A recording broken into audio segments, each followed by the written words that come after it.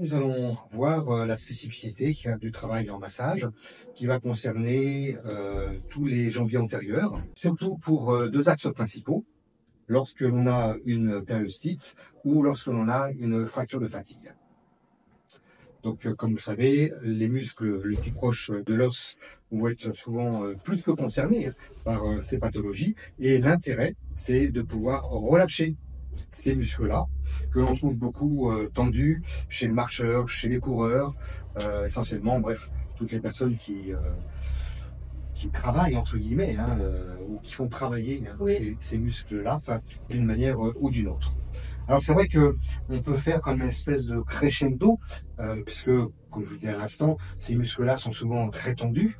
Donc si on les travaille très fort, très profond de prime abord, ça peut ne pas être très très agréable. Donc ce qui fait que je vais vous proposer quelques manœuvres d'une manière croissante, qui va aller du plus léger, entre guillemets, au plus local et profond pour finir. Donc, par exemple, on peut venir, si on ne veut pas aller trop profond, là, ici, vous voyez mon pouce qui est au niveau donc, des jambiers antérieurs. Et effectivement, j'ai beaucoup de surface, bien sûr, au niveau de mon pouce, ce qui veut dire, bien entendu, que j'ai moins de profondeur. Mais c'est déjà une première indication, et même pour moi, ça va me permettre de sentir si les jambiers sont un petit peu tendus, un peu plus relâchés, plus ou moins, etc. Si je veux aller un petit peu plus loin dans la profondeur et dans le travail local, eh bien, je peux travailler avec la pulpe de mon pouce. Les autres doigts sont à l'opposé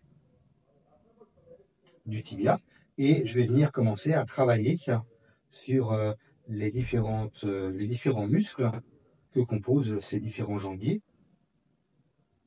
Et bien entendu, l'intérêt, c'est de ne pas faire des allers-retours que pour faire des allers-retours, mais l'intérêt, c'est de sentir d'une manière un peu profonde les tensions que je vais pouvoir sentir. Et dès l'instant où j'ai senti des tensions, effectivement, je vais réduire mon champ d'action pour venir le travailler donc ces tensions musculaires sur 1 cm² et pouvoir ensuite les effacer pour que ça reste confortable au niveau de la sensation. Je peux venir aussi travailler, par exemple, sous forme de trépied aussi, où je vais venir comme un trépied, donc mon pouce et puis mon petit doigt sont à la verticale, ce qui me permet effectivement de tendre les doigts un peu, les autres doigts, donc index majeur et puis annulaire, à peu près au niveau 45 degrés, ce qui me permet de mettre l'autre main par-dessus pour renforcer la main du dessous, et je vais venir en avant, en arrière, travailler mes jambiers. Pareil, je vais détecter sur une certaine longueur, et si je sens des tensions musculaires, je vais pouvoir venir directement sur quelques cm² pour venir travailler ces tensions particulières avant de pouvoir m'échapper et aller en sentir d'autres.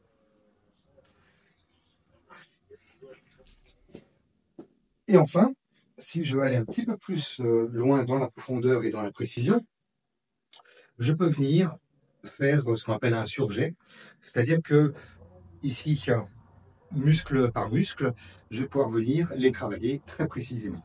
Pour ce faire, donc c'est comme un espèce de trépied, je vais venir comme à l'instant, main sur main.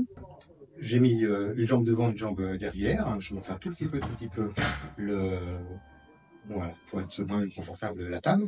Et tout simplement, au départ, je vais me poser. Vraiment, j'ai mes doigts qui viennent me poser sur mon jambier antérieur, donc au plus proche du tibia. Le but, c'est toujours pareil, c'est de pouvoir décharger, comme on dit, l'os par l'intermédiaire du relâchement des muscles. Et je vais faire comme un surjet d'une machine à couture, où je vais venir très précisément vers l'avant, vers l'arrière, vers l'arrière, vers l'avant,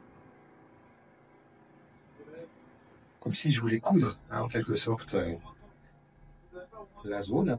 Mais effectivement, au fur et à mesure que je vais descendre du haut vers le bas, eh bien, je vais sentir, mes doigts vont sentir, est-ce que c'est lisse au fur et à mesure de ma descente, ou au contraire, je vais sentir une zone tendue, une tension musculaire, où dans ces cas-là, je vais pouvoir me poser, comme si je faisais un martèlement. Je vais venir ici, travailler la tension avant de m'échapper et d'aller ailleurs. Je peux effacer en remontant et au fur et à mesure, bien sûr, je vais descendre mon groupe musculaire pour ne pas toujours travailler que le jambier antérieur non plus, bien entendu. On a quand même 4 muscles, dont 3 qui sont vraiment bien visibles sous les mains, si je puis dire. Voilà. Et donc, je viens au fur et à mesure descendre. Vous voyez que je garde contact constamment, que ce soit vers mon poids du corps vers l'arrière ou vers mon poids du corps vers l'avant, pour effectuer la manœuvre. Eh bien, je garde constamment contact entre mes doigts et puis la zone à travailler. Je ne lâche pas.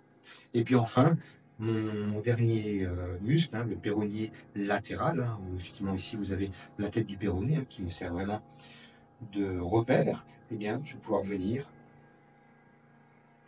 le travailler. Donc plutôt dans le sens du genou vers la cheville, puisque vous voyez au niveau du pied, il y a une mise en drapeau, comme on dit. Ça veut dire que la manœuvre s'échappe par le pied par rapport à la manœuvre que j'effectue. Et c'est beaucoup plus facile et intéressant de le faire en descendant que de le faire plutôt en commençant par le pied en direction du genou. Techniquement, bien entendu, on peut tout faire, mais ce serait moins confortable, moins agréable à remonter la manœuvre plutôt qu'à la descendre comme je le fais actuellement.